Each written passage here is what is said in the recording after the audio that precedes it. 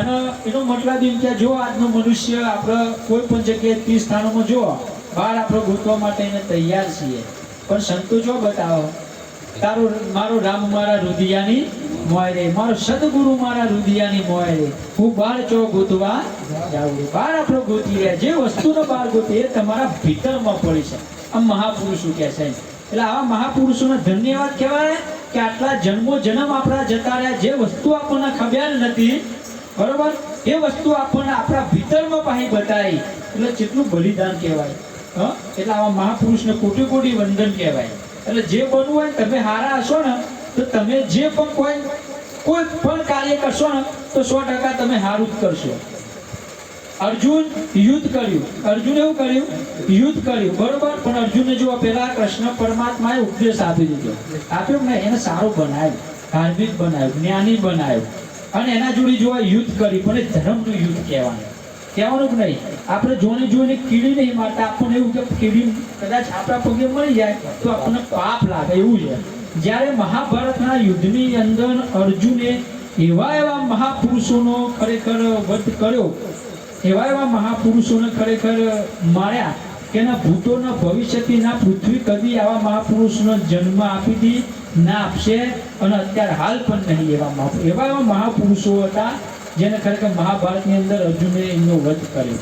પણ તમે જોવા એના પહેલા જે કૃષ્ણ પરમાત્માએ એના અકર્તા ભાવમાં લાવી દીધો, બરોબર, અને હું જે ભૂમિકા ઉપર ઉભો રાખે, ભૂમિકા ઉપર તું જે પણ કાર્ય કરે તો તને કોઈ પાપ કોઈ પુણ્ય લાગશે નહીં. પણ અર્જુન જો પહેલાથી જ અર્જુન બહુ બુદ્ધિશાળી માણસ હતો, બરોબર, અર્જુન એટલે અનુરાગ એમ બહુ બુદ્ધિશાળી હતો, એટલે એને છે ને થોડામાં રાજી ના થયો, બાકી પરમાત્મા એને થોડામાં પણ રાજી, બહુ સમજવા લાયક છે. એકવાર તમે આપણો વચ્ચે ભગવદ્ ગીતાના અને એના આ જે ગુરુમુખી જે છે ને આપણે ગુરુના જ્ઞાન એના દ્વારા એને સમજવાની કોશિશ કરીએ કે અર્જુનને બધું બહુ સ્ટેપ બાય સ્ટેપ 18 અધ્યાય સમજાયા, બરોબર, પણ જો અર્જુન થોડાકમાં રાજી થઈ ગયો હોય તો એના વિરાટ સ્વરૂપના દર્શન થાય.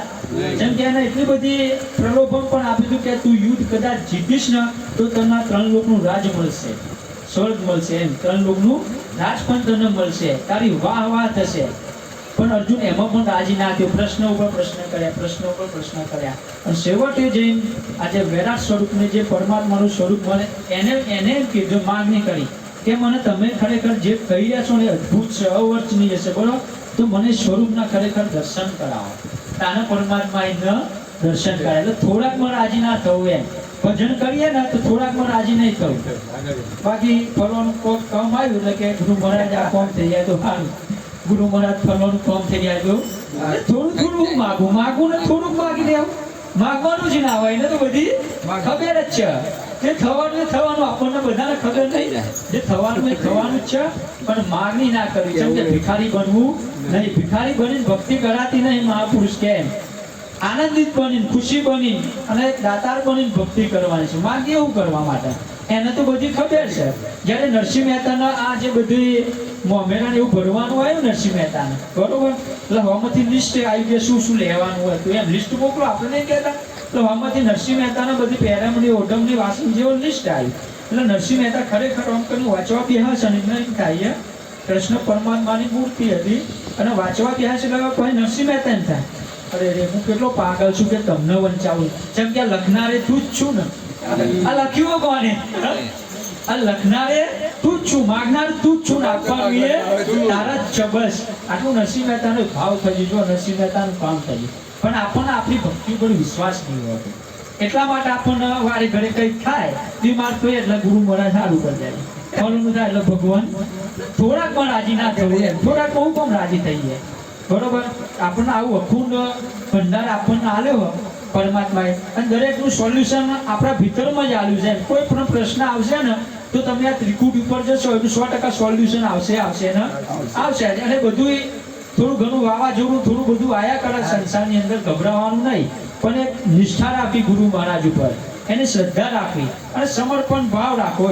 અબ સૌંપ દિયા ઇસ જીવન કા સબ હાલ તુમારે हाथों में, अब जीत तुम्हारे हाथों में और हार तुम्हारे, अब सौंप दिया जीवन भर का सब हाल तुम्हारे हाथों में. એમ આટલું બોલી મારી વાણીને વિરામ આપું છું. બોલો શ્રી સદગુરુ મહારાજ કી સદગુરુ ગિરીશ રામ મહારાજ